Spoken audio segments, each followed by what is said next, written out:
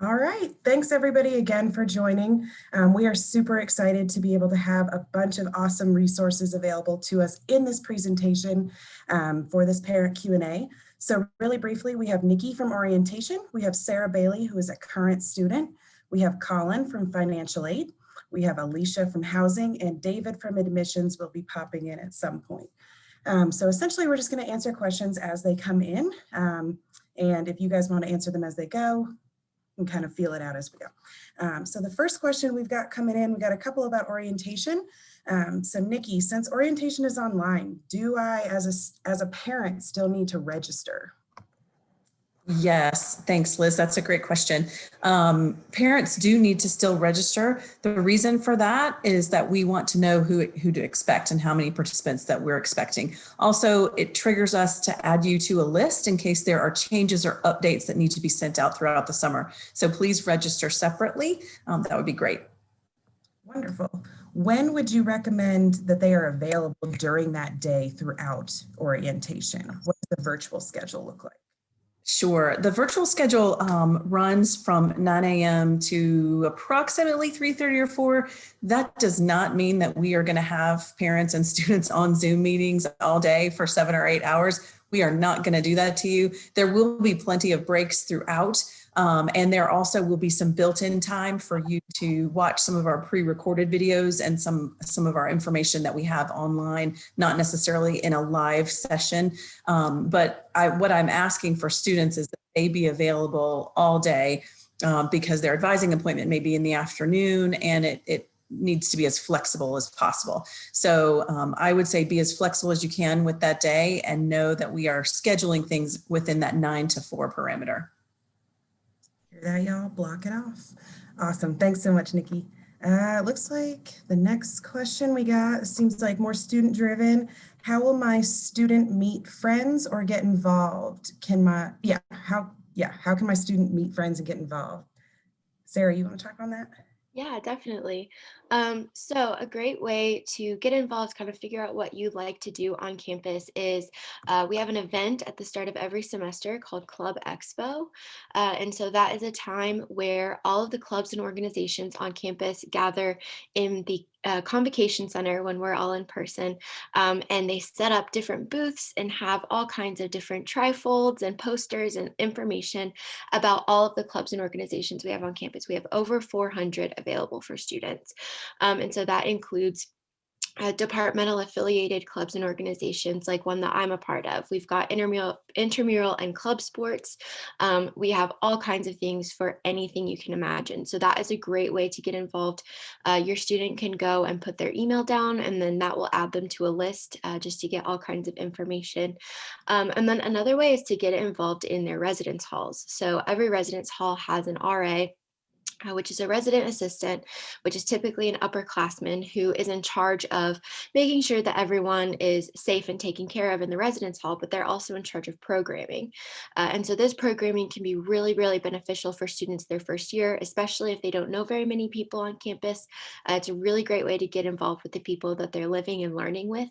And so this could be something like, my first year on campus, we did a pumpkin painting night. So the RA got pumpkins and paint, and we all got together and did that in October. Or maybe it's donuts for finals week. And so there's all kinds of things going on, and just encouraging students to get out there and meet people. That is definitely the best way to make friends. That was beautifully put. Thank you. Colin, we got a parent access question. Can you explain that for us? Absolutely. And so at the base there's the Family Educational Rights and Privacy Act, or FERPA, that you've likely heard about. And so FERPA protects a student's educational information. And so our office is not going to share any information about the student with anyone other than them unless they have granted what we call parent access. And so the student has the ability to grant access up to 2 individuals on various parts of their educational experience. And so for our purposes, we encourage folks to grant access for financial aid as well as student accounts for the bill. But there's also access, for conduct records and academics and, various parts of their experience that the student gets to choose. It is the student's decision there. But when you grant access, the student will list the name, email of up to 2 individuals, and then they'll also create a 6-digit PIN number. And so if you, the parent, wanted to call financial aid to discuss some questions about your student's offer, you would just lead in with their name, banner ID number, and that 6-digit PIN, and then we're more than happy to talk to you. Otherwise, it will just be with the student. Yeah. Definitely a huge resource for y'all parents, so check that out for sure. Let's see, got another question. Ooh, this is definitely a housing question. How will my students select their housing for the fall? That is a great question. We get that question quite often. For our new incoming first-year students, they will not be selecting their own housing. So I think that's the first easy answer to that question.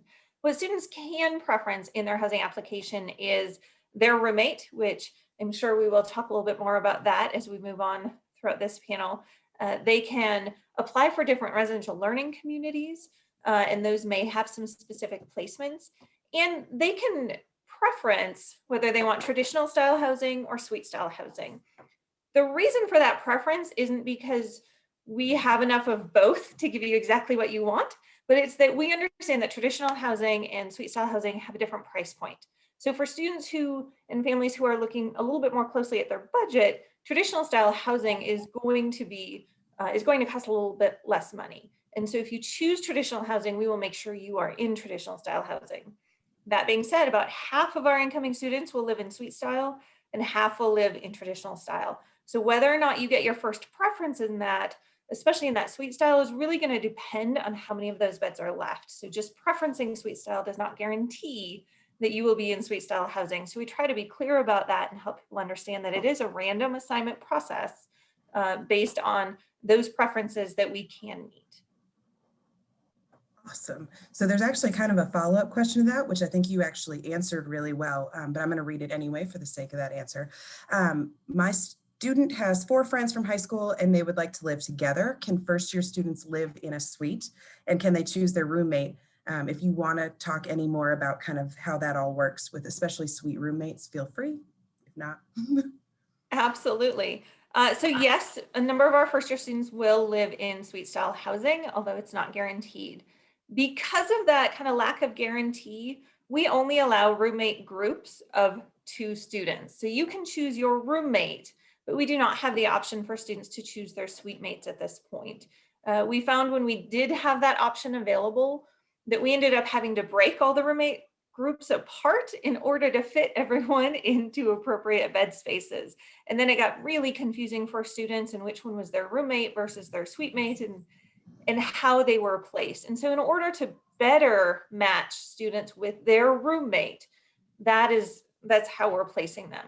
And so we encourage students to search for a roommate. They can do that in their housing application. If they already know someone, they can create a roommate group and invite that person with their App State username, which is the first part of their email address.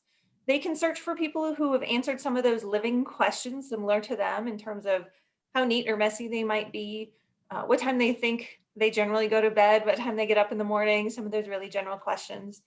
Or they can go a little bit more in depth and really search student descriptions. So we really encourage students who are in the Honors College or Watauga Residential College to include that in their description, because that description is searchable. So if you put, I like Bon Jovi and long walks on the beach, that is what people will see. People can also search on that. So if you're a huge Bon Jovi fan, I'm showing my age a lot at this point, you can type in Bon Jovi and search for other Bon Jovi fans. But we do encourage students to search for their roommate if that's something that they want to have decided and already figured out, and someone with whom they can communicate prior to arriving to the app, they can do that. Otherwise, they will be randomly assigned based on those kind of living markers. So we don't search descriptions for students, but we do try to place them based on compatibility of sleep and cleanliness in some of those areas. So that was a very long answer, but yes, you can choose your roommate. No, we don't have the option to choose suite mates at this time. And yes, about half of our incoming first-year students will be placed in suite style housing. That was super helpful. And honestly, some of that I did not know. So I learned something. Awesome. Let's see. We got, David, this is for you. My child has some health concerns and might need special attention. Who can they get in contact with at the university? Sweet. So there are a lot of different options for this. Of course, if your student has like diabetes or they have other general health care concerns, they can let our health services team know, and our health services team will have that on record. But also, our students can be connected with case managers through our student affairs office. And you, as a parent, can also reach out to a case manager and say, hey, I have general concerns about Scott and wondering if you can go reach out to Scott, and our case managers will reach out to Scott and help him to figure out some different resources that the college offers to support him and to help him resolve some of his issues. Liz, can I jump in there too? If your student already has a physical, mental, emotional need that you anticipate them needing assistance for on campus prior to their arrival, we also encourage students and families to go through the Office of Disability Resources. So that is the only office that can truly provide accommodations and recommendations to other offices. So as you may know, some of our halls don't have air conditioning. So if you are a student who has specific allergies or asthma type symptoms and you need to live in an air conditioned environment, we're going to encourage you to work with the Office of Disability Resources for a housing accommodation for that. So the same is true for service animals, for emotional support animals, for other accommodations in the classroom, as well as in housing. So keep that in mind. If you already know you're going to need accommodations, go ahead and start that process and that relationship now. We encourage you to check out their website at odr.appstate.edu for all the documentation that might be required. Yeah, and I will say that is a very fluid process. So definitely take that advice, Gail.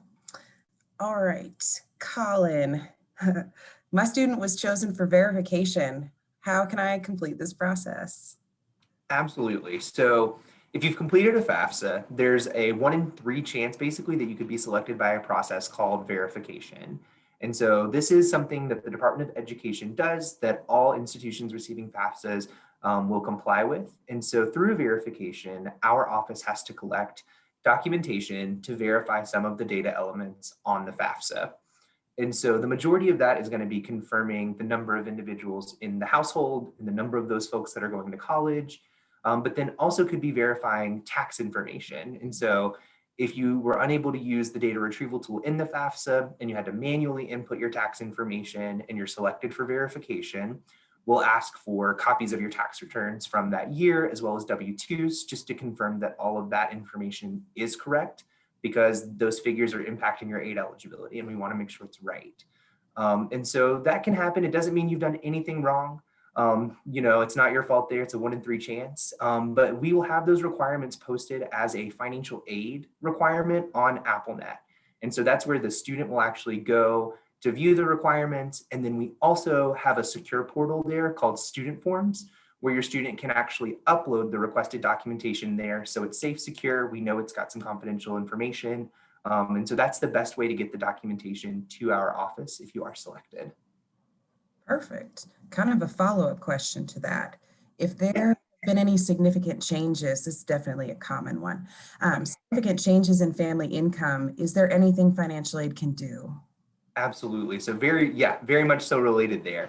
And so, right, when you're completing the FAFSA, so like for our incoming students for the 21-22 academic year, their FAFSA was using tax information from 2019. So it's 2 years back taxes. And so we acknowledge that there's a likely chance that there could have been a significant change in family income.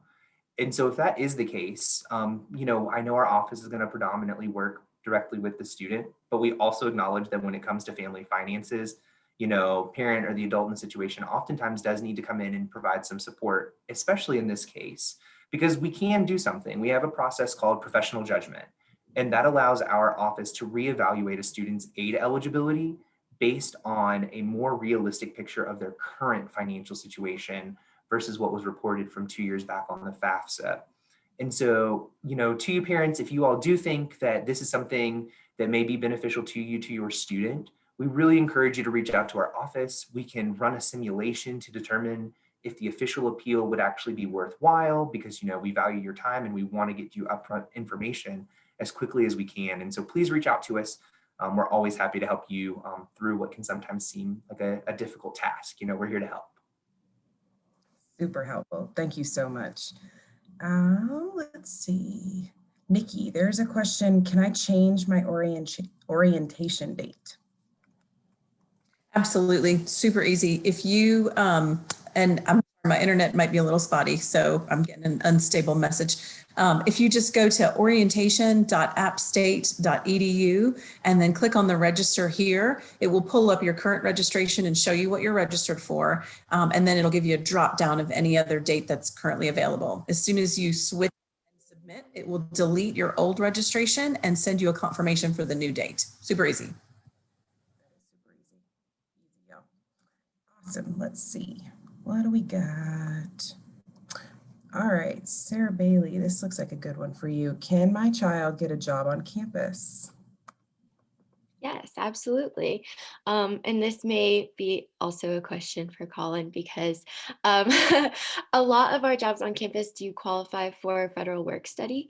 And so I'll let him talk about that in just a minute because I'm definitely not a professional in any way. But there are lots of different employment opportunities on campus.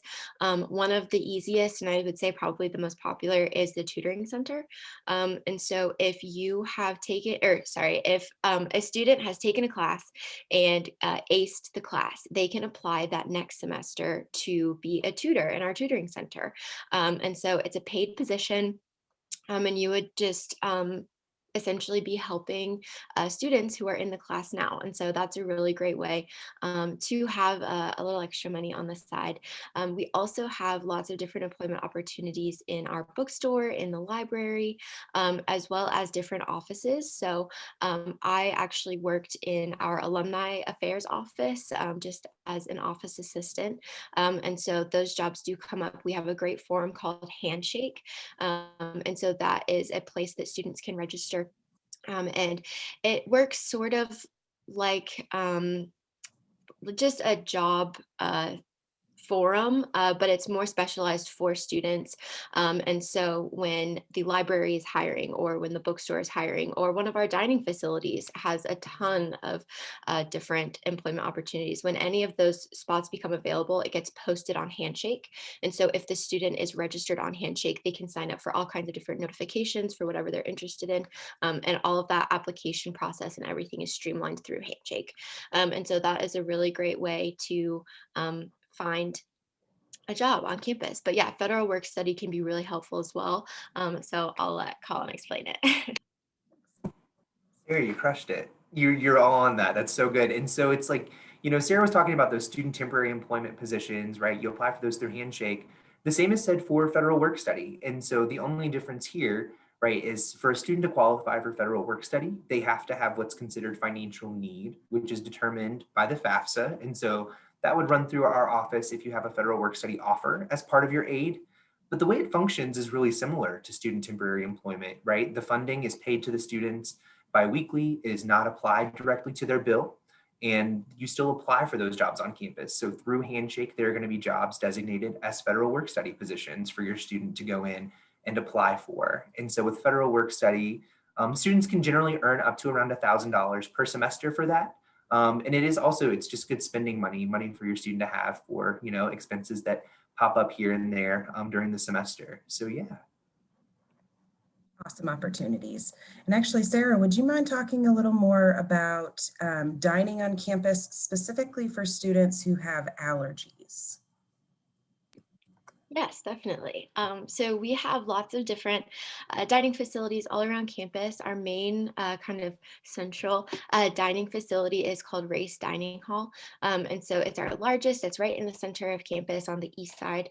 And that is really great because there are two different sections. So there's Sanford Commons, which is just kind of grab and go. And then the other side is more kind of sit down, it's home style. And so things are made to order, things like that. And then we also have Trivet on the west side. So depending on where your student is living, there will be a dining facility very accessible to them. And my favorite place to eat on campus is Cascades, which is a dining facility in our student union. It's the rice and bean special is my all-time favorite. It's $5. It's the best. But all of that is paid for through the meal plan. And so Meal plans can be a little complicated at other universities. For us, it's really simple. We have a declining balance system. And so their meal plan works kind of like a debit card. So the standard meal plan for this year is $1,397. And you can increase that meal plan as well, just depending on your students' needs. For me, the standard meal plan was more than enough. And essentially how the declining balance works is you're only paying for what you get. So you go through the line, you get one burrito, you pay $6, and that's all you're paying for. It's coming off of that declining balance. For one thing, it's sustainable. So students are not wasting food. They're not wasting money on swipes that maybe are $12 for just an apple or something like that. But it also in theory, teaches budgeting. And so students and parents have access to the balance of the meal plan online. And so my first year when I was on the meal plan, my dad would actually go in and look at my meal plan balance and just kind of look at how much time I had left in the semester and say, you should probably cut back on the coffees every morning. And I would say, oh, okay. And so what's great about that is it rolls over from fall to spring, but it does not roll over from spring to fall. So that's something important to keep in mind. If your student does not use all of the meal plan money at the end of the spring semester, that money does get donated back into scholarships and campus dining. And so that is something to consider as well when you're deciding which meal plan to choose. And then with our different accommodations for dining and things like that, we have nutritionists on staff. And so if your child does have a severe allergy or some kind of dietary restriction or need, that your student can meet with our nutritionists. And every single one of our dining facilities has vegan and vegetarian options, as well as gluten-free and other allergy sensitive options. And so if that is something that you are really concerned about, I would absolutely recommend that your student meets with a nutritionist once they're on campus. And they can actually set up kind of a meal plan for the year. And so that goes through and tells the student exactly what they can and can't eat in each of the dining facilities and stuff like that. So it's really easy, and campus dining, they're just the nicest people. So Thank you so much, Sarah. That was super informational. Let's see. The next question is for David. When will my student receive their first bill? Great question also. So students will start seeing bills roll out around the third week of July. And they can also start seeing ways to pay for their fall tuition bill open up as early as the first week of August. Our student accounts department also has a really cool calendar on their website that is up to date for the whole year. So if you go to studentaccounts.appstate.edu, you can see that calendar and kind of go through the year to know when dates will come out, when bills will come out, and when to expect to have to pay for your students' tuition. Thanks, David. Great questions, everybody. So next one. Oh, this is a good one. This is for Alicia. What happens after freshman year? How do students find housing? Absolutely. There are some different options. So we have about 6,000 beds on campus. So there's a lot to choose from. And so we do house a number of continuing students on campus. However, as we look forward to the increasing first year incoming class, because those beds are guaranteed and required for our first year students to live on, there are fewer beds available for our continuing students. So we do remind students that it's not guaranteed that you'll live on campus after your first year, but we generally have about 2,000 continuing students living with us each year. And so what does that mean for you? One, there are some groups that do have priority housing. So depending on specific scholarships, some of our communities, such as Honors, Watauga Residential College, some of our learning communities have a second year live on requirement or option. You might be a little bit different in that priority list. So about half of those 2,000 beds go towards priority housing students, and the other half typically go towards students who are just invited to select a space because they've applied, they've shown interest in living on campus again, and they're invited to log in and choose a space. So continuing students get to choose their own bed space, which is great, and they're typically pretty excited about that. So if you are looking for that 4-person suite or apartment style living on campus, we have some of those available.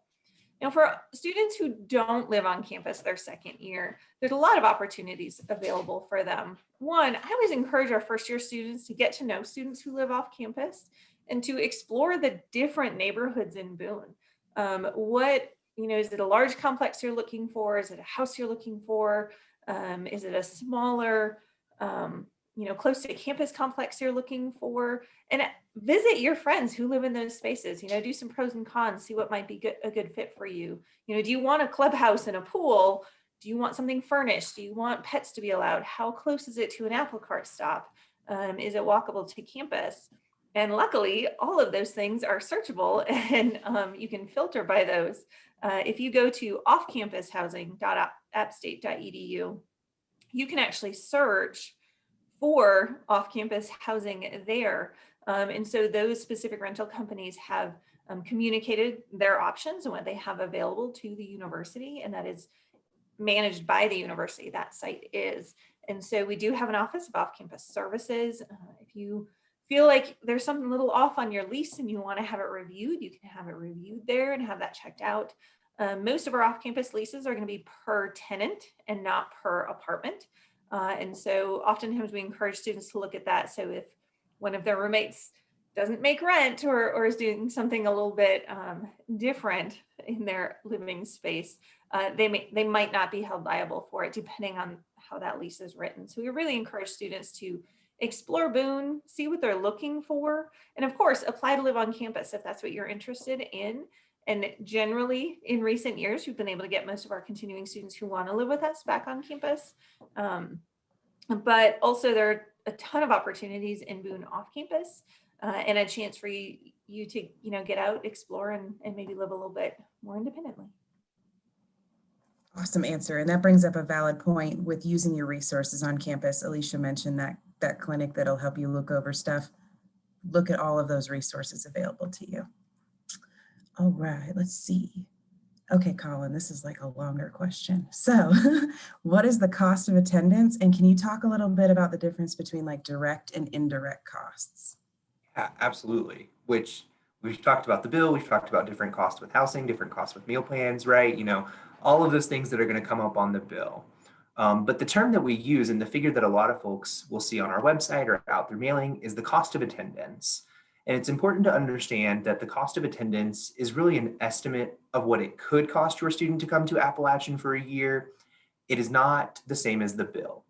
And so when we talk about the cost of attendance, we're really referring more to like a budget of what you as a household can try to figure out it could cost. And so within that, we have different line items that are classified as direct or indirect costs.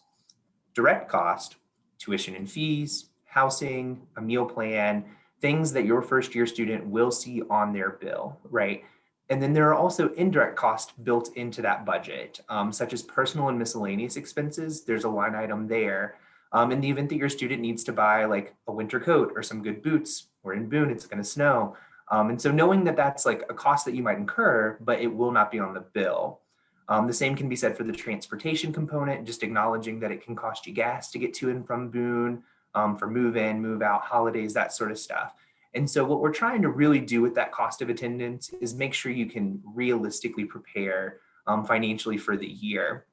But also knowing that it's a little misleading if you're thinking bill, payment, cost of attendance, and so we want to make sure that if you have questions about those costs or the charges or what you might see on your bill, we're also here to help talk you through that as well. Absolutely. That's a great question. Actually, you just kind of mentioned it, but the next question I'm seeing in the chat is how can I meet with a financial aid counselor? Oh, well, perfect. Yes. And so we're really happy, we're always ready to meet with folks. And so we have upped our virtual offerings with everything. And so right now there are two great ways to meet with a financial aid counselor virtually. And so on our homepage, financialaid.appstate.edu, we have two links there. And one is it'll take you to a calendar where you can schedule an appointment with one of our counselors. We have appointments available every day from 8 o'clock until 4:30, Monday through Friday. You can book one of those. We have them out there. And then we're also hosting a virtual walk-in. And so we have a Zoom room that's open Monday through Friday from 2 to 4, and that's just pop in. If you have a minute, you can click the link, get in there and meet with one of our counselors.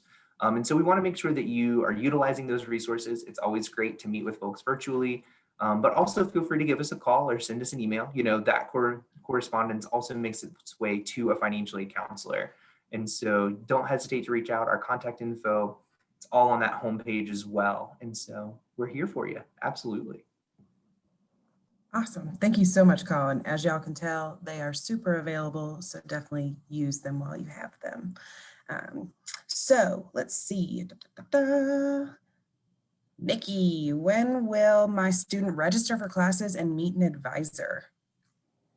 Great question. So we use a system called Early Registration Advising here at App. Sometimes we call it ERA.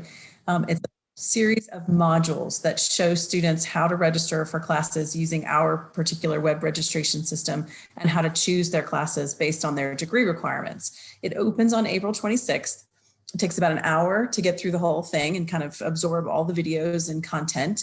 And then starting on April 27th at noon, students can start registering for classes. If they've completed the modules, they'll get a PIN number and they can start registering for classes. It feels kind of weird because we're asking students, oh, you're going to start registering for classes a month before your orientation session. And you don't have to register on April 27th, but we really do want you to start registering for classes prior to your orientation session.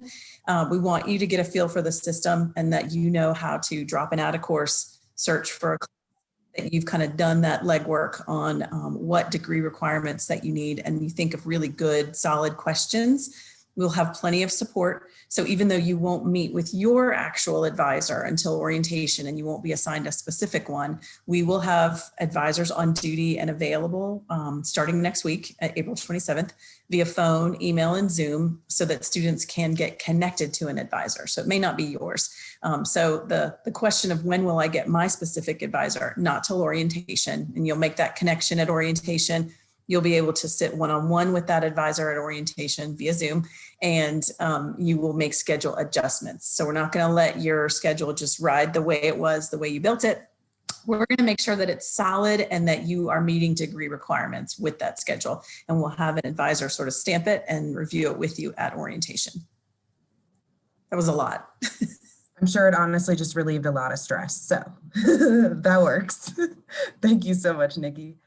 All right, this looks like the last question in the chat, at least for now. And let's see, Sarah, what if they don't know what they want to major in or if they change their mind? Yeah, that's okay. I knew what I was going to major in, but I have a lot of people that didn't. So my roommate actually came in undecided. And so that's an option for you. If you just have no clue, that's okay. In your registration and all of your paperwork and everything, you can say that you are undecided, and you can start to just take your general education classes. And then once you've been in it for a semester or two and you really figure out what you want to do, you can then declare your major. So no matter what, you're not going to declare a major until your second year. And you hit a certain number of hour requirements. And so I am a secondary English education major, which means I am in the College of Arts and Sciences. I'm an English major with a concentration in secondary education. And so I have a lot of crossover between College of Arts and Sciences and the College of Education. That being said, if I wanted to change my major, I would not be stressed about it because I have a really great relationship with my advisor. So every student is assigned an advisor. So you'll have one advisor your first year. And then once you declare your major, you'll get a new advisor in whatever college you declare your major in. So my advisor currently is an advisor in the English department. And so advisors are really great because they have access to all of our information. And so we have this program called DegreeWorks, and that is a website that houses all of my credit hours, my GPA, everything that I'm doing and everything that I still need to complete to hit my 122-hour requirement to graduate with my major. And so that advisor is going to be there to make sure that your students are on track to graduate on time. And if they're not, maybe they decide kind of late in the game that they want to change their major. That's completely fine too. But that advisor is going to be there to make sure that they're still hitting all of those hour requirements.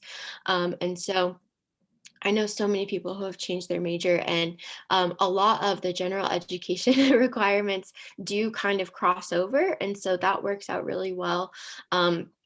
I don't want to confuse too many people talking about themes or anything with the general education requirements, and that's something that y'all won't have to worry about for a while. But the different themes for the general education requirements are great because it just means that the classes that students are taking for gen eds kind of interact with each other.